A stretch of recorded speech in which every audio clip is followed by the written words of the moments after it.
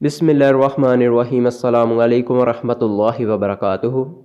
कोमरोल अब्दाल कुरलुश उस्मान में इनका किरदार जो दिखाया गया है और जिस तरह दिखाया गया है, ये वलायत का सबसे आला मुकाम है।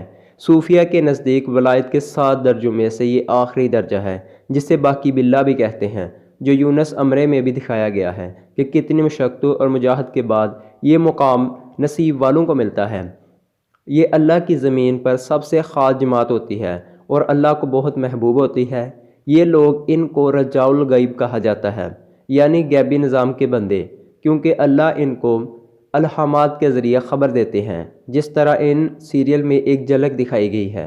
इनका असल हेड क्वार्टर शाम में होता है और इनका हर वली पूरी दुनिया के हर शहर में होता है।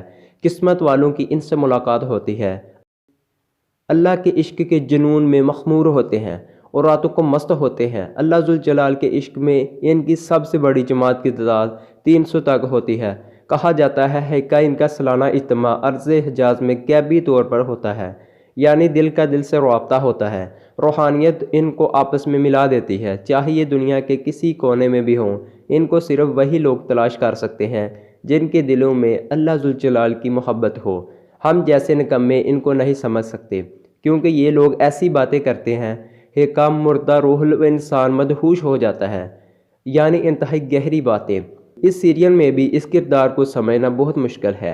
बातों की उर्दू पढ़ना आसान और दिल में उतरना बहुत मुश्किल है, लिहाजा इनको हर नाकस इंसान कभी नहीं समझ सकता। इसीलिए कितने ही लोगों ने नासमझी से इस किरदार का मजाक भी उड़ाया है। इन लोगों को समझना हर एक की बस की बात नहीं। कैसी लगी आपको ये बातें?